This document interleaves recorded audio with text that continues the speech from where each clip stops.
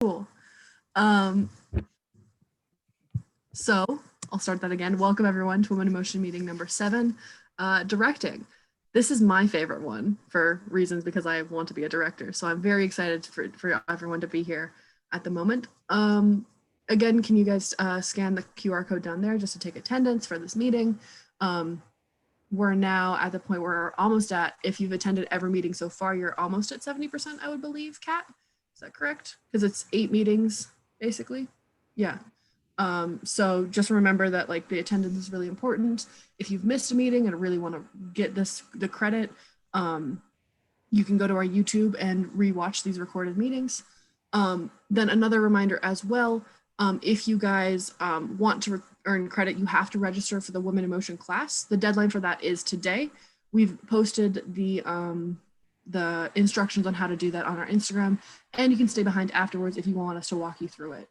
But yeah, just important note about getting attendance and credit for this stuff. So with that, I'm going to start talking about our Woman of the Week, which is who is actually not a director, but I feel like she is she like embodies an important aspect of what a director needs to understand in order to be successful in this field. So Woman of the Week this week is Marlee Matlin. She was born in Illinois in 1965. She lost her hearing at a young age, but nonetheless pursued an acting career and became highly successful, being one of the 4 people, I believe, to win an Academy Award in their debut acting role. She was in Children of a Lesser God. She's continued to be an actor through this entire time. She's really successful and like well-known, at least, in a large amount of the community. She also serves right now as a national spokeswoman for the largest provider of TV closed captioning and has spoken on behalf of the CC in countries such as Australia, England, France, and Italy. I chose her as even as an actor instead of a director that we know in the industry, specifically because I think the most important aspect that a director has to understand is communication, and it has to be in any form and way that you can imagine. A director has to be able to communicate with the people that they're working with, either through the cinematography, the tech, the actors specifically as well. So her being a deaf woman still acting, she has to maintain a large amount of communication and cater the specific way she communicates with her directors or with her cast and crew. That I think is one, really inspiring, and also just a really important lesson to learn while on a film set, is that no matter what, you can communicate and you can make something really cool. So then I think a really cool quote that she had is, "Silence is the last thing the world will ever hear from me." So yeah, she's a really cool, inspiring actor and someone I think people should check out. Yeah. So then getting into what a director actually does. The most basic definition is the director controls a film's dramatic and artistic aspects. It's typically seen as they have complete creative control, is what it's called, where they are the ones who craft the actual film using other people's expertise and bringing all that together into a finished film. So some of their responsibilities is to interpret and implement the script from the screenwriter. They set the tone of the film with the production designer and the cinematographer. They work within the established budget through the producers and studio heads if they need to. They work with casting directors to find the talent and the actors that they need. They direct the talent performances and direct the camera. Those 2 aspects are usually the things that people think about the most when talking about directing. They work with the editors and post-production to assemble the film, and then they work with the sound and music departments as well to then create the final full edit of the film. All in all, they have a lot of stuff to do and are a large driving force for the film to be completed throughout the entire production, pre-production, post-production, and production process of a film. Cool. So next thing, I'm just going to go through basically each of their responsibilities as a director, just to see what they have to do through each aspect of production, and hopefully create a dialogue about what a director's role is and how important they are to each aspect of production. So first part then is interpreting scripts. This is when in pre-production, a director works really closely with the screenwriter to understand the story, to understand why the story has to be told, the messages, the themes, the motifs. Me and Kat actually have a different opinion about what exactly the role of the director is and like what the relationship is between the screenwriter and the director. But a lot of the time, the relationship between a screenwriter and a director are entirely dependent on the project specifically each time. In one case, a director might just take the script from the screenwriter and then never involve the screenwriter again, just complete cutoff, which is not recommended. And I think that is honestly like kind of disrespectful to the screenwriter.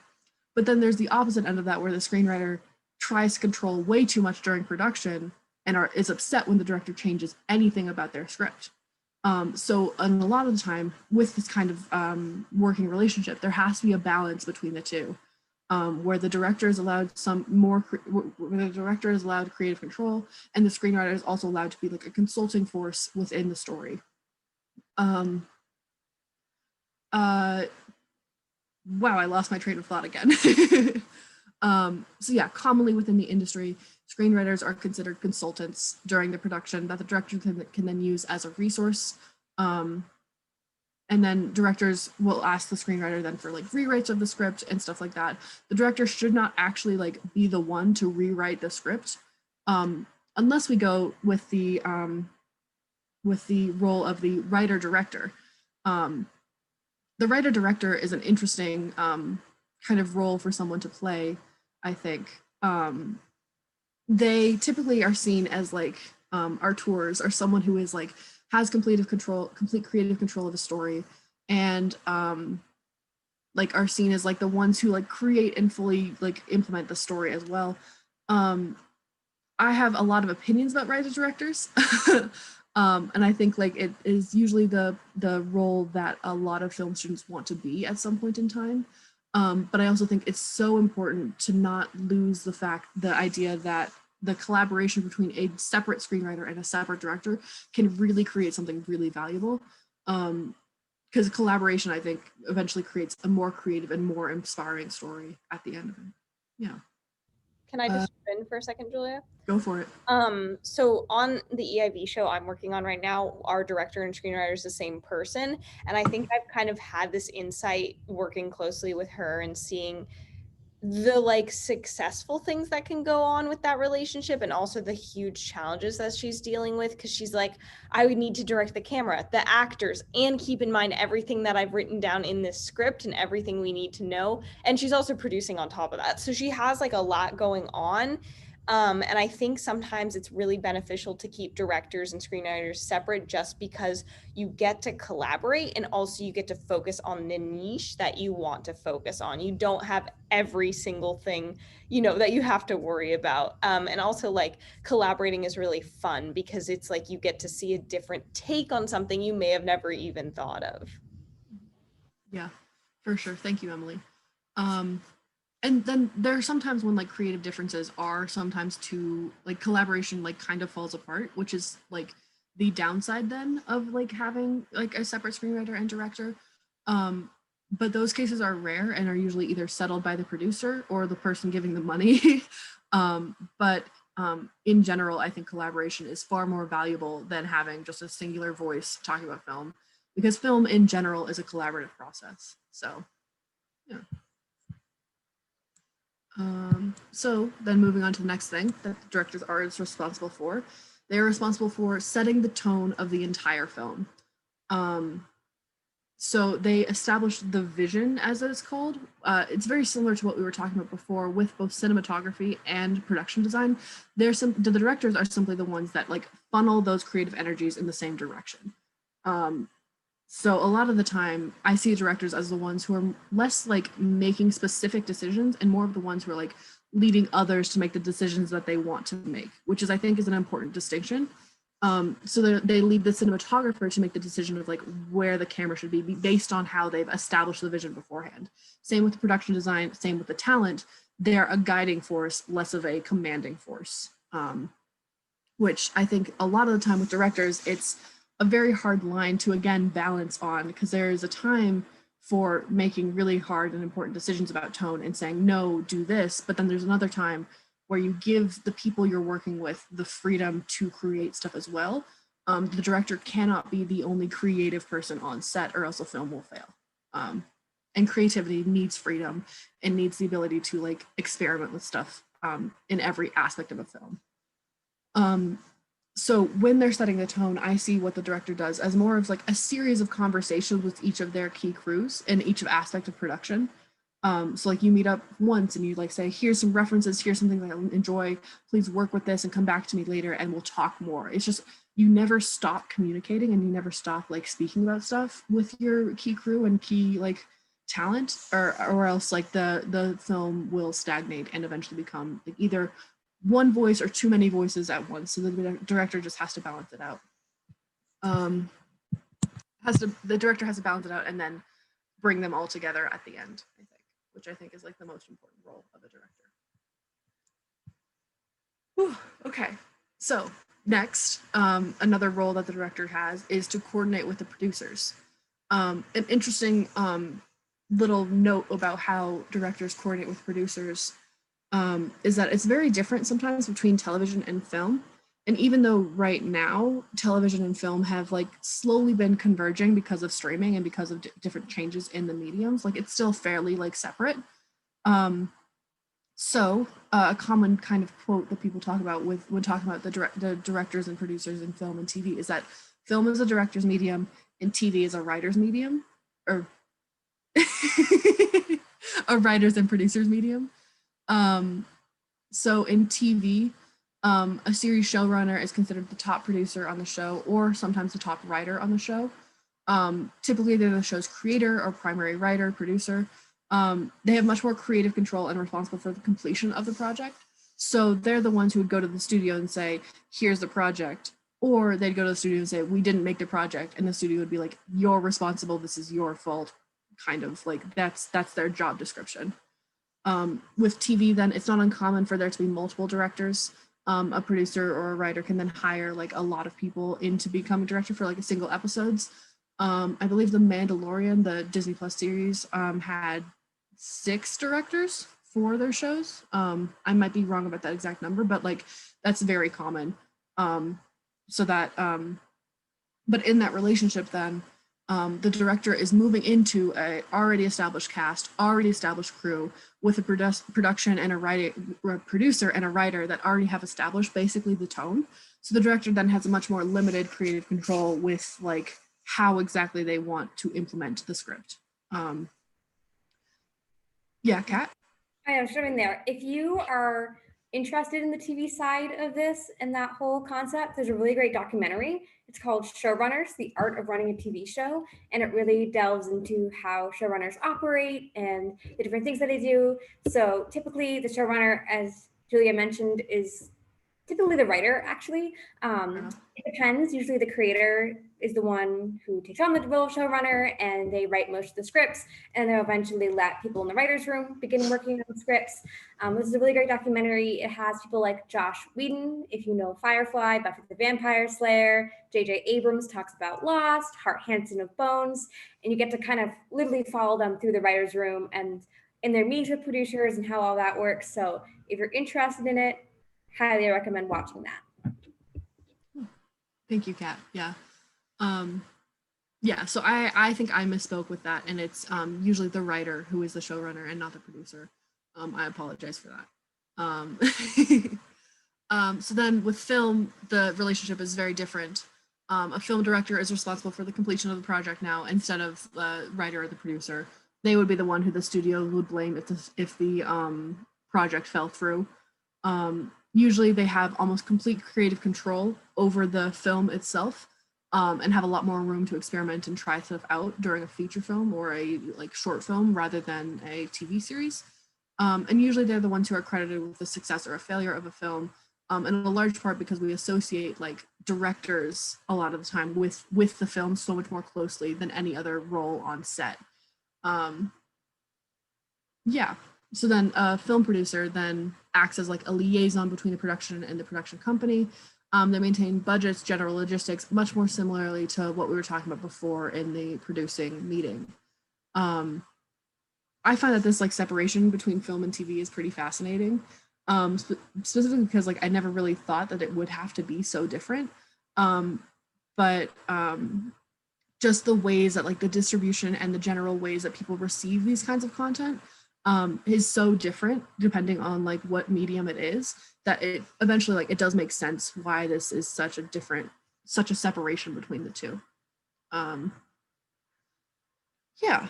Do you guys have any questions specifically? Because I know this is somewhat like convoluted about like film and TV and the difference between the two, specifically relating to directors.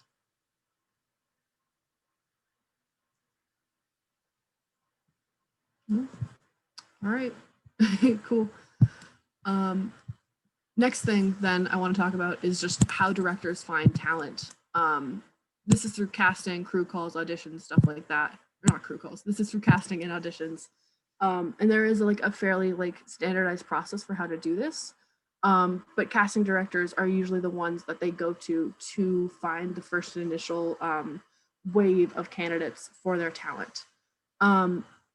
So a director would give the casting director a character breakdown sheet of each role that must need to be cast. This is the list of like a talent. This is the list of the people who like are a named role at least in the film. This is different from like the B cast, which is like the background people who the AD actually like coordinates and manages a lot more, and the casting process for that is much different and much looser than this, because the A cast is the one that the director really, really cares about a lot more. So this character breakdown would involve three main things. First is that they need to give the casting director like the log line with the central conflicts as like the main points in the log line, because the casting director needs to know like what they're casting for. They would be looking at different people for horror than they would for a comedy. A lot of the time in Hollywood, like the genre is actually like typecast for people. It's a large problem sometimes if like in relating to like diversity or in relating to the specific kinds of people who are usually given the same kinds of roles. But it's a way for directors and casting directors to streamline the process, because casting can take a long time if they don't. There is like a slow change in the industry of typecasting where it's becoming looser and a lot more like directors are looking for a lot more specific kinds of people. But in the ages past in Hollywood, it's always been like a problem of like shoehorning someone into a specific role, and like the casting directors won't look at them for anything else. Sorry, that was a tangent. But so they need a log line to know what kind of movie that they're casting for. They need the name, age, and gender of every character to be cast. And then they need a brief description of each character's role. This character breakdown really helps the casting director narrow down exactly who they're looking for, and then gives them an idea of like the creative aspect of it to then be able to fit the director's needs. So then the casting director will send out a casting call or to hold auditions with actors. The actors will be giving sides, which are just like sections of the script of a character's dialogue. It has no action, it has no scene headings. It's like literally just the dialogue, to allow the actors to like be given as much freedom to work and like choices within their audition as possible. And they're also given the character breakdown for the specific character that they are working for, so that they have more stuff to work with than just the dialogue. The first round of auditions are usually really fast. You like give the actors like 15 minutes and then they're done. You record each and every audition, and then after the first round is done, you would watch them over again. The casting director would pick and choose which one they think is like best and then call them back. They could then ask the director to like step in for the like final round, or like however many rounds there are, when you think like it's like appropriate. But a director usually does not have time to watch every single audition, so the casting director helps them narrow down the choices a lot. I think the casting process is really fun. It's a lot more creative than you might think, especially since like you have to think about the story as you're listening to this 15-minute like audition basically, and you have to think about what the director wants at the same time as what the actor can give. So yeah, I've done a couple like casting things in my acting class or my directing class, and it was really fun. And I think it's a really important skill for directors to understand how the process is, because the talent is the person or the people that the director works with the most and has to understand the best. So yeah, that's how you find talent, or basics of how you find talent. Oh, okay, so then next part is directing the performance. This I think is such an important role of the director, and I think almost the most important role of the director. They're one of the only people that actually interact with the talent and actually like tell them like how to act and how to like, not how to act, they know how to act, that was a misstep. How to like portray what they want to portray and like the best way to get there. The actors are trusted to carry the film. If the actors weren't like, if an actor does not like properly carry the film is mostly ruined, no matter how much like the cinematography is gorgeous or the production design is perfect. Like actors carry the story, and the story is why we watch it. So the actors are so important to like be able to work with well as a director. There needs to be a really high level of trust between actors and directors. If they don't see to eye to eye, or if there's a large conflict within them of like, if a director says like, I want it this way, and the actor's like, as an artist, like, no, it's this way. You spend a lot of time arguing and the whole production suffers. So a large way to circumvent this then is rehearsals, constant rehearsals. There's not usually a ton of time for TV. And especially not now with like Zoom being a thing, like it's really hard for people to be in person right now for rehearsals. But even one meeting before a shooting day really like helps streamline the process and really helps like the actor and the director see at a level place like where they want to be when it's shooting. So you save time and you create a better performance at the end of it. Before I move on to more stuff about talent, I would highly recommend this, you can't see it, this book.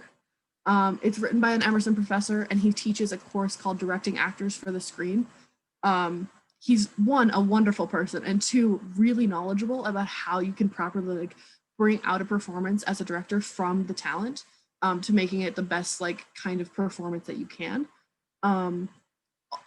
Besides taking like an Emerson course, I would also highly recommend taking acting courses, even if you're never planning on being an actor in front of a screen, to understand like what it takes to like inhabit another character and to like portray another emotion that you don't actually feel is a really important skill. And if you can understand, or at least like have the base level of understanding to like work with actors, like it becomes so much easier then to work with actors in the future.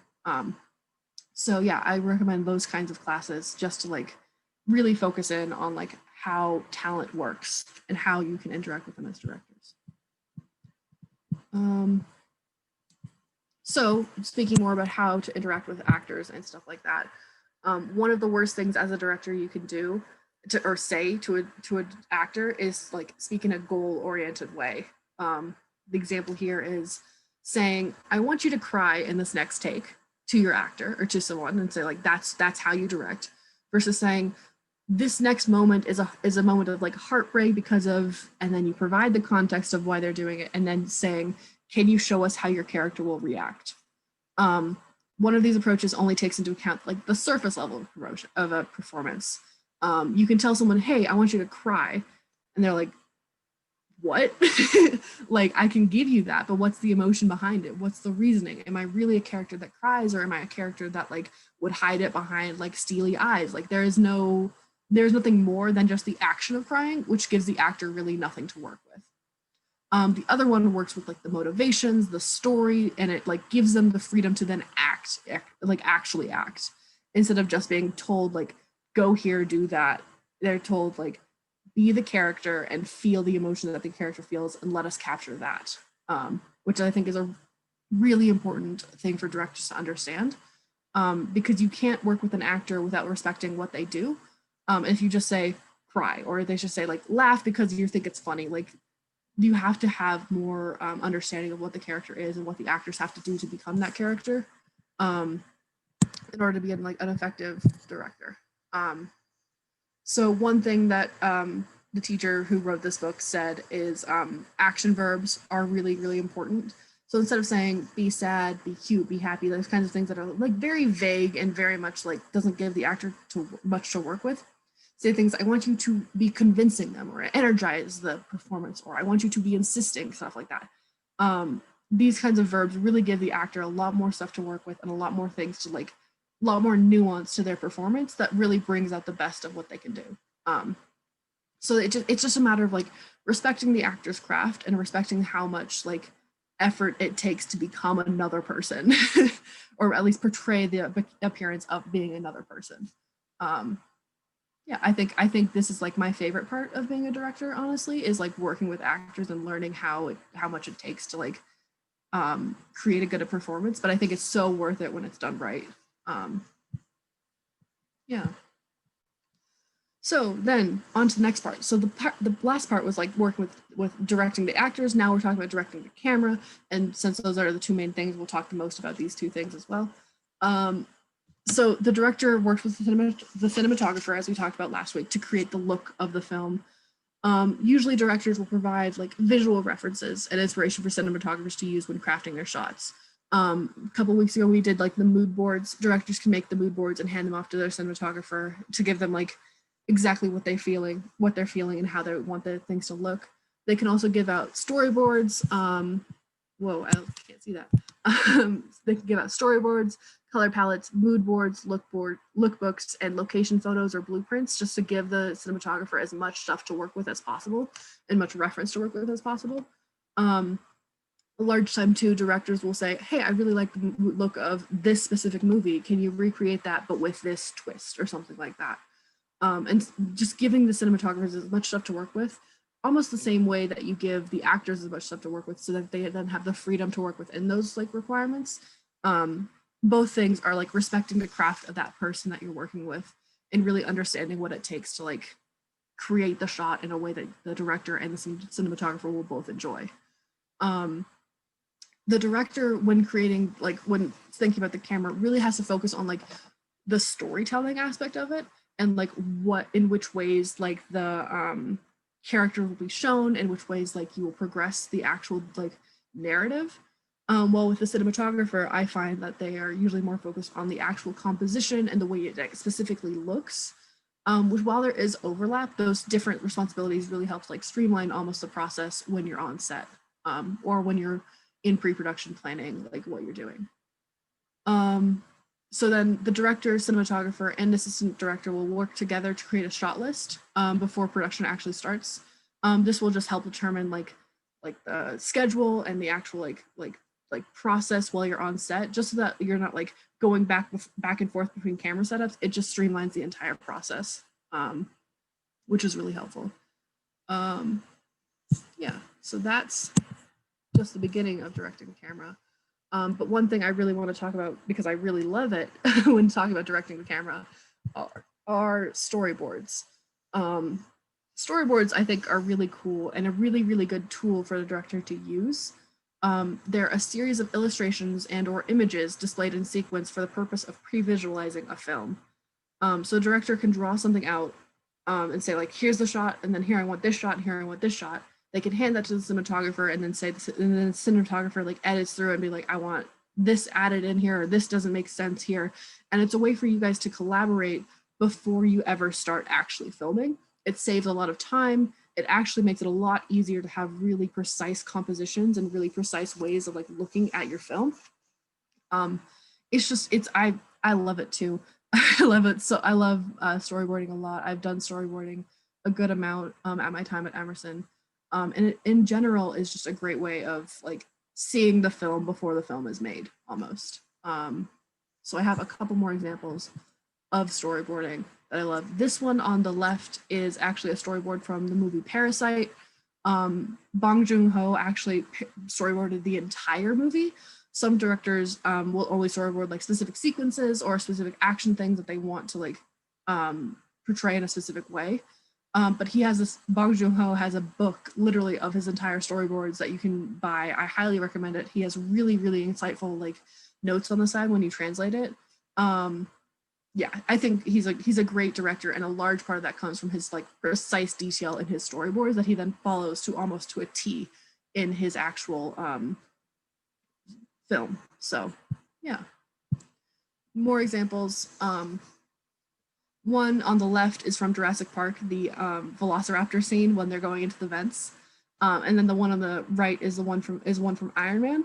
And I think what's important to note with this is like it doesn't really matter what level of detail you have. Obviously, these are professional storyboards, and like they're kind of intimidating if you want to like try and like do it yourself as well. But it doesn't matter how nice it looks or how pretty it looks. It doesn't have to be artwork as long as it gets like the message and the point across of like where the characters are in relation to the camera and what emotion they're feeling at the moment, and then also what shot you want to do at what time. So I'd highly encourage you, even if you think like, oh, I only do stick figures, like stick figures are good. Stick figures are a great way to start storyboarding because at least then you have a blueprint for your cinematographer and for you yourself as a reference for when you're actually shooting. Yeah, these are just, I think, some cool examples. And then finally, this one is from Get Out when he goes into the sunken place. And I honestly love it because most storyboards are just white on black, but this specific storyboarder with this horror kind of genre, he was like, no, I think I want to do a black screen and then I'll bring out the highlights specifically, which is a really interesting way to begin storyboarding for any kind of like process. No, I just love it. Sorry. And I think another thing too is like most storyboards are black and white. You don't need to add in color unless you think it's absolutely necessary. Just because storyboarding does take a long time, you're basically drawing out every single shot that you think is important in your film. So adding color will just add a ton of extra time into what you're doing. So yeah, so I just think storyboardings are a great tool for cinematographers and directors to use to like collaborate and figure out what's happening in their story. Then another thing, just final thing to talk about then is working with the editors in post-production after everything is shot. I find that the relationship between a director and an editor is very similar to like the balance that has to be found between the director and the screenwriter. Because the editor as well is also basically writing the story again. There's a saying where it's like a film is written 3 times, once by the screenwriter, once by the director, once by the editor. So all 3 of them have to really reach a level where they like are happy with the final product. Again, there has to be a lot of trust between the 2, or else the final edit might become disjointed or confusing. And the actual process of directing an editor and like working with an editor is like basically spend a lot of time in a dark, small room together, looking at a screen, looking at the same frame over and over and over again, and then like deciding where you want to go. So it's a lot of time spent together. So you really need to have like an established expectation for creative collaboration, or else it might like all fall apart because like tensions will get really high if you're spending so much time with someone at the in the same room. So just making sure that like the editor and the director like work together before you even start editing is really important. Sometimes too, like the conflict will get so much that like there will be a theatrical cut of the film and a director's cut of the film. I think the most notorious one right now is like the Zack Snyder cut for Justice League or whatever that like blew up or something. I don't know. But like that was specifically because like the editor and producer had a creative difference with the director. And so the theatrical cut was the one that was actually released. Because usually like the producer is the one who finally like says like, here's what's happening, editor, director kind of deal with it. But now with the Snyder cut or whatever, like they've given Zack Snyder like the ability to create his edit finally, but that's like one of many kinds of examples of like this kind of like argument between an editor and director. But yeah, that's what I have in directors. So right now, I think we're just gonna have like a discussion time, basically as a full group. Specifically because I find that like people usually have a lot of questions about directing, or at least want to talk a lot more about directing. So I want to give you guys a chance to like really like think about what it means to be a director and think about like what it takes. So I have like a few beginning questions basically, which we can also add into the chat as well after, because I want to go into like the bigger group meetings. But just a couple questions just to begin like talking about it is, who are some of your favorite directors? Why? What makes them stand out to you specifically? And what makes them stand out to you as a director specifically? Should directors prioritize actors over the cinematographer, or should they prioritize the cinematographer over the actor? At what level do you think like they should like be involved with both of them, and what level do you think they'd like cross a line sometimes? And then finally, auteur theory. How much credit should we give directors as a full? Should they be given like the same level of credit as an author does for a book, or so like a painter does to a painting? This is just something that is generally like I think about a lot, and I think it'd be interesting to have a large group discussion about. So I'm gonna stop sharing just to let everyone do that. If you guys can begin your videos as well, or something like that, just so we can see all your wonderful faces. And we're sorry, Zoom sucks, and I know that like us talking at you for like hours on end isn't like the most productive way to learn about directing, but it COVID times, we gotta make do. I'm sorry. Yeah. So does anyone want to like kind of begin like something that the questions made you think about, or some questions you have about specifically about directing, or how directing would relate to something that you're interested in working in, specifically like if you're a composer wanting to talk about like how that works with a director or something like that?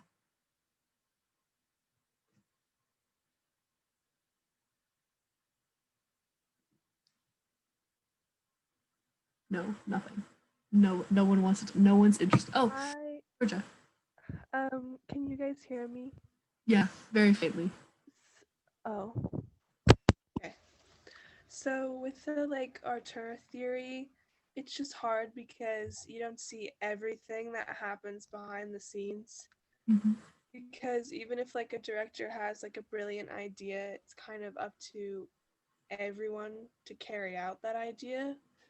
So, I mean, personally, I think directors get a little bit too much credit through time. Like we've seen, there have been periods where directors weren't as important or like idolized. But I think we're in like a golden age of like our tourism a little bit. But then looking at like the storyboard of Bong Joon-ho, like that's a lot of effort. And then I think, well, maybe like directors do deserve it, but I don't know. That's just what I have to say. Yeah, thank you for adding stuff. Yeah. I fully agree that I think directors get too much credit sometimes. But I also think like directors do a lot of work, so it's really hard to then figure out where again the balance is between that. I think one of my theories about auteur theory is that it's a lot more bankable to have a named director or someone you can recognize immediately, like their name attached to a project. Like more people will go to that project if they understand that an auteur is filming, making that film. So like if you hear someone say like, oh, it's a Quentin Tarantino film, or oh, it's a Wes Anderson film, you immediately know what it is, and more people will go to it. But then I have the like the feeling of like, but is Wes Anderson's interesting like production design, is that his production designer's like thing? Because he has very like consistent team with him. So do we give that credit to the one person, or do we give it to that team? I just think it's very interesting to think about. Yeah.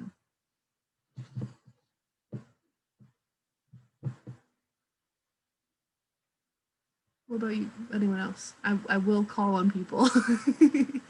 It's not a threat, but it is kind of a threat. I'll talk about the acting versus like cinematographer, like attention debate or whatever. Yeah. I feel like I think it kind of depends on like how stylized and how competent the cinematographer is, because like as an actor, I really like to be directed a lot, you know, like because for me, like, yeah, I have my opinion of the character, but I want to know what the director wants to see, you know, like I want to fulfill that vision. And to do that, I like to have, you know, I like it when the person who is directing like tells me what to do. And because then I know what I'm, you know, I know I'm fulfilling their vision. And I feel like with actors, there's a lot more of that flexibility, especially like while you're shooting or while you're rehearsing for a play or whatever, you know, is going on. With like the cinematographers, like I hope, or, you know, I feel like there's also been that like hopefully there's been the kind of establishing of what you want already, like with the storyboarding and like with, you know, these kind of things beforehand, so that the director can move their attention, you know, to other places. But I don't know, that's just me because I don't do cinematography, but I do acting, you know. But I just feel like I don't think one is more important than the other necessarily, but I feel like I personally liked it when, like, as an actor, I have close working relationship with the person who's directing me. No, that's a great answer. That's great. Yeah. I mean, I've definitely known cinematographers who are like, absolutely not. The director should not ever touch the camera. Like, please just go focus on the actors. I'll do my thing. But then I also know like there's a ton of like actors who say the same, who's like give me like the barest bones of like what you want, but then let me do my thing. So I think it does really depend on like the team you have around you and like what exactly like is like expected from each role. Because like I know I would expect like a different thing from a very amateur cinematographer from someone who's like done 3 films already or something like that, for sure. So yeah, that's a very smart answer. Thank you.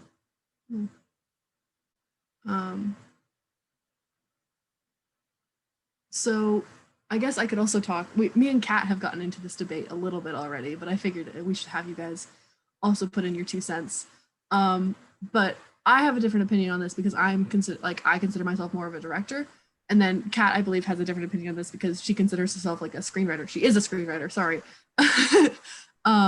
But more, it's just the question of who owns the story in that moment between like the screenwriter and the director, like as they're handing the script off, like who is the creative voice specifically when relating to the story and the screenwriting.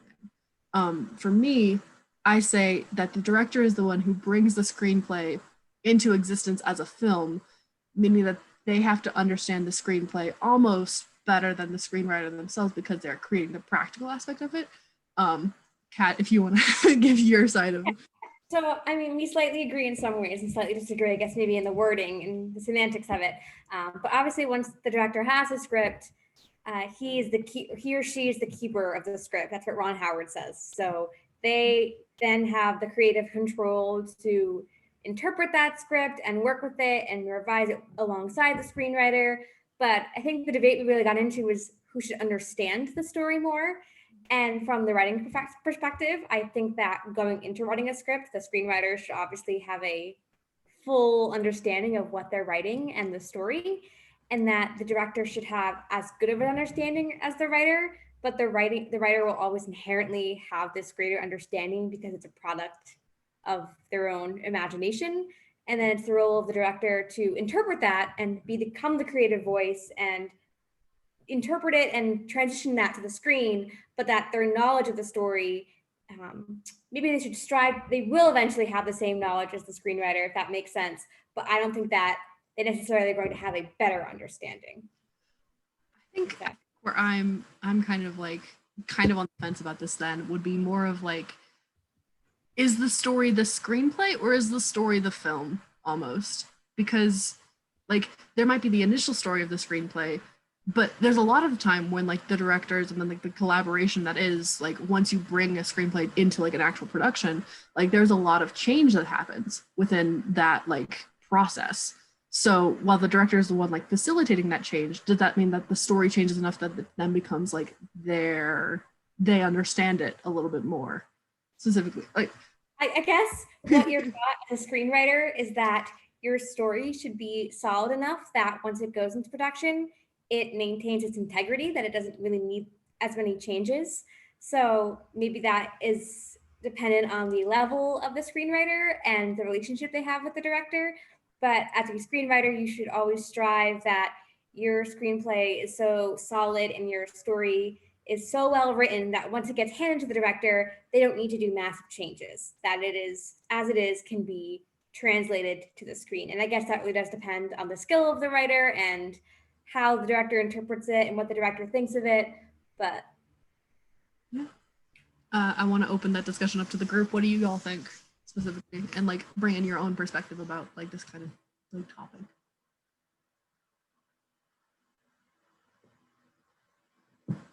Yeah, Sarah.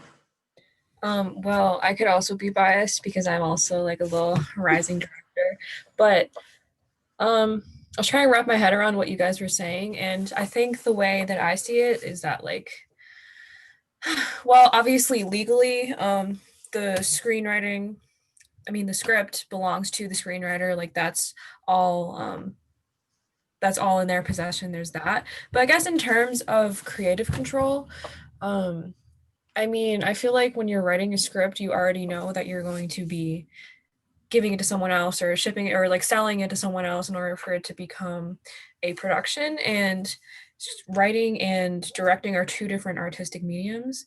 So I guess there's a lot, I think I could see how there's a lot of like power imbalance there.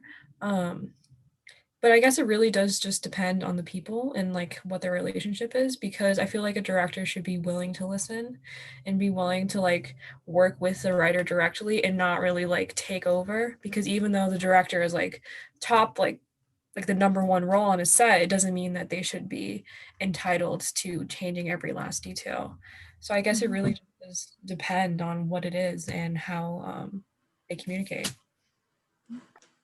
That's a great answer. Yeah. I think yeah, I like that a lot for sure.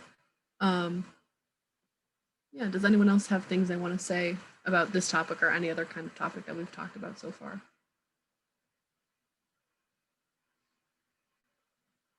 Any questions they have about directing specifically, or any like kind of working relationship that they have with other members of their crew or talent?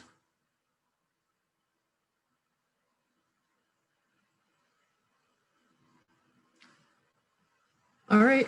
Well, if that's, I think that'll be a good place kind of like to end kind of the discussion. We had a lot of like very theoretical kind of like if this happens kind of topics, but I think like it's important to think about that when you're a director or as a director or as like working with the director, because the director is such an important role on set. They need to be able to think about these certain things and be able to like understand that what they do will impact everyone on set.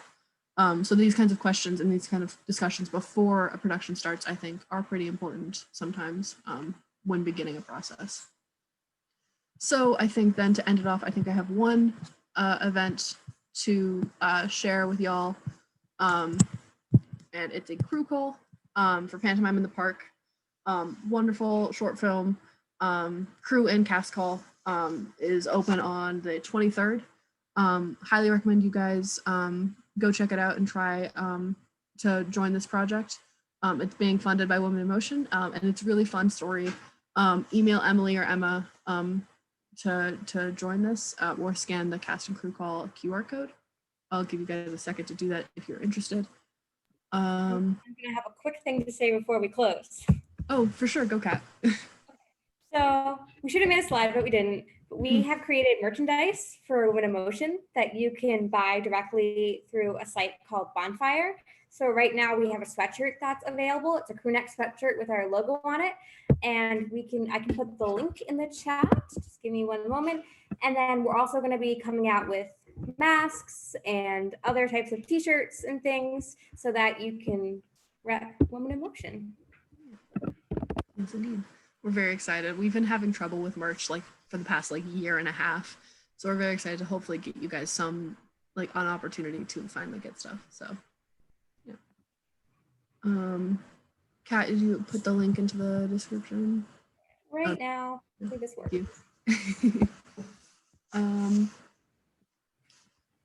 So yeah, I believe that's all for today.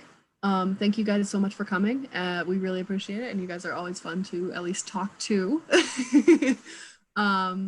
So that's all we have for today, and we'll see you guys next week then. Yeah, check out the link that Kat just sent. But yeah, thank you guys so much.